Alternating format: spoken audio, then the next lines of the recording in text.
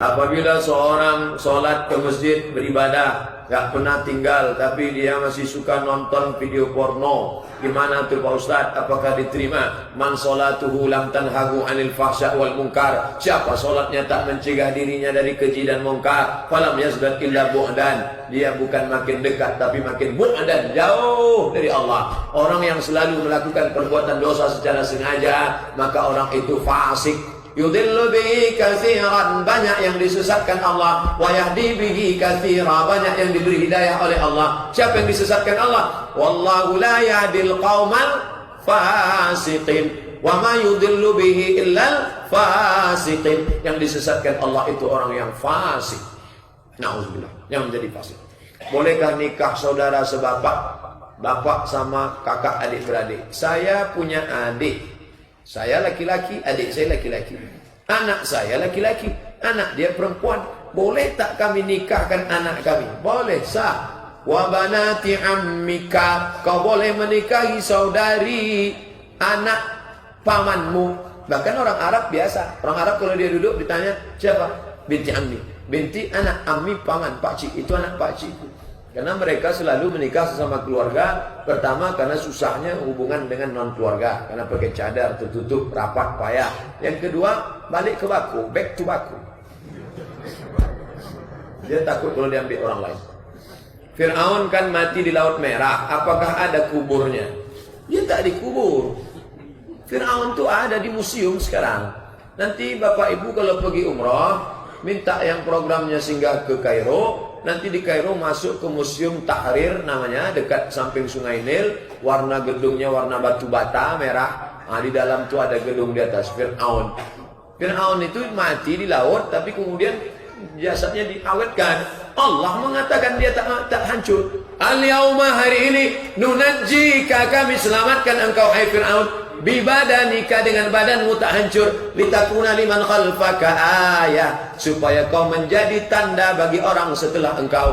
Yang sombong-sombong, buat kunjungan perbandingan, studi komparatif. Siapa yang sombong-sombong? RT sombong, RW sombong, bupati sombong, gubernur sombong, menteri sombong. Tengok ini orang-orang sombong. Ada di Fir'aun sana. Kan banyak mumi itu, mumi. Di ruangan itu ada 20 mumi mungkin. Kenapa dipastikan dia itu Ramses II, yang mengejar Musa itu Ramses II? Kenapa itu? Ditemukan ada garam dalam paru-parunya. Setelah dibuka, diperiksa, ada garam di paru-parunya. Kok bisa masuk garam ke paru-paru? Karena dia masih tertelan air Laut Merah. Kalau kita minum, kita tak boleh ngobrol. Kalau kita minum sambil ngobrol, masuk tetapi keluar. Allah Maha Kuasa, tak mungkin air masuk ke paru-paru. Tapi dalam paru-paru Fir'aun masuk air Laut Merah. Dia mati tersedak. Orang-orang sombong itu matinya luar biasa. Ada Namrus, matinya nyamuk masuk ke telinga. Mati. Fir'aun matinya tersedak, masuk ke Laut Merah. Mati. Luar biasa. Semoga saudara-saudara kita di Rohingya diberi kesabaran, rahmat dan ampunan. Amin ya rabbal alamin. Pak Ustaz, kenapa orang Rohingya tidak menyerang balik ketika ditindas? Gimana mau menyerang? Dia lemah. Tidak diakui sebagai warga negara Rohingya. Coba tengok peta. Indonesia, di atas Indonesia Malaysia, di atas Malaysia Thailand, di atas Thailand langsung Myanmar. Myanmar besar. Ada satu kampung kecil Arakan, di situlah dekat Rohingya. Paling banyak 1 juta orang. Kecil, sikit. Di atasnya itu langsung perbatasan Bangladesh. Habis Bangladesh, Amitabh Bachchan, Shah Rukh Khan, habis itu baru Pakistan. Mereka lemah. Berbatasannya dengan darat ke Bangladesh. Bangladesh pun susah. Bangladesh itu susah. Kalau ada Sanjay hidup di sana bisa dia tolong. Susah. Mau ke kita menyeberang air dulu. Perbatasan ini pula Thailand. Andai berbatasan dengan Malaysia, hancur itu Myanmar. Ini berbatasannya dengan Thailand. Dia dikepung Thailand, Laos, Kamboja, Vietnam.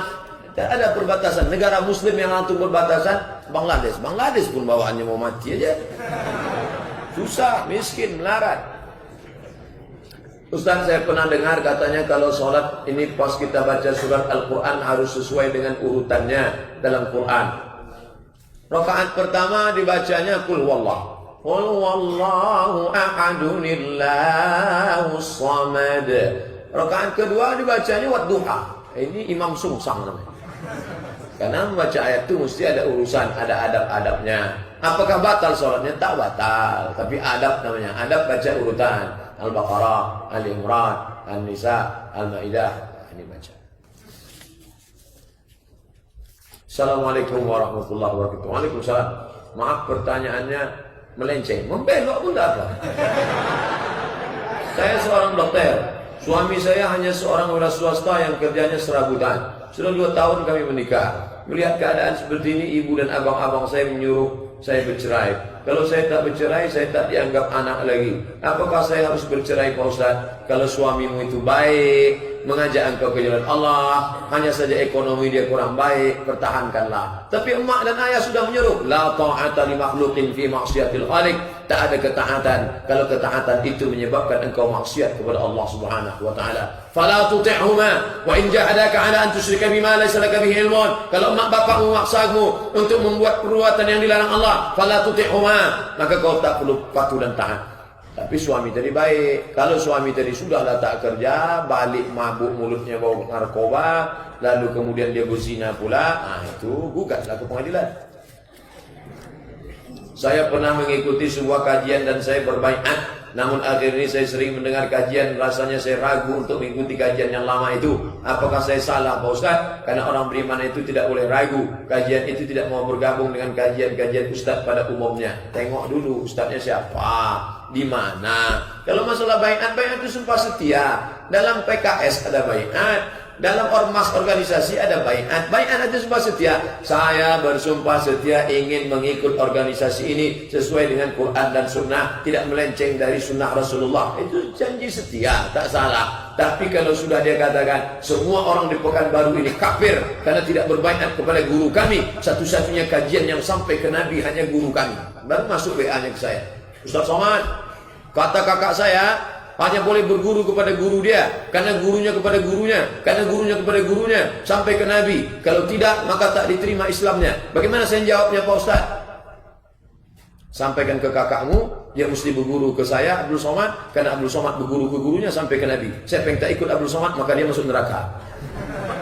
Saya sedang pakai namanya dalam ilmu balaghah musyakalah. Musyakalah itu teori pikiran terbalik. Kalau dia pakai gitu, pakai balik. Bagaimana komen dia? Nah, tunjukkan sanad yang kemarin kita pelajari di An-Nur. Dari sini sampai ke Nabi. Nah, tengok dia. Gimana respon dia? Nah, ini kita tak boleh mengklaim-klaim kebenaran. Mau NU, Muhammadiyah, mau Perti, mau Persis, mau Nahdlatul Ulama, semuanya Ahlus Sunnah wal Jamaah. Assalamualaikum Ustaz, saya anak gadis. Ya, dari tulisannya kelihatan kan. Insyaallah berpakaian syar'i. Namun orang tua saya melarang memakai khimar yang panjang. Dia bilang nanti tak dapat jodoh seperti laki-laki biasa. Dia takut saya mendapat jodoh seorang laki-laki yang berjenggot dan celana cingkrang. Katanya tunggu berumah tangga aja berkhimar panjang. Bagaimana cara menjelaskannya agar tak seperti menggurui, Pak Ustaz? Orang tuamu ini belum ngaji. Beruntung bertuah ibu-ibu yang anaknya ngaji. Beruntung bertuah anak muda yang orang tuanya ngaji. Sehingga kajiannya sama. Kalau tidak banyak orang tua cemas. Orang tua lebih cemas anaknya ngaji daripada pecandu narkoba. Takut saya, Pak Ustaz, anak saya ikut ISIS. Nih, maka engkau tak pernah tua di depan orang tuamu. Karena orang tuamu jauh lebih tua daripada engkau. Jangan nanti pulang pengajian, mak ya duduk sini. Assalamualaikum warahmatullahi wabarakatuh.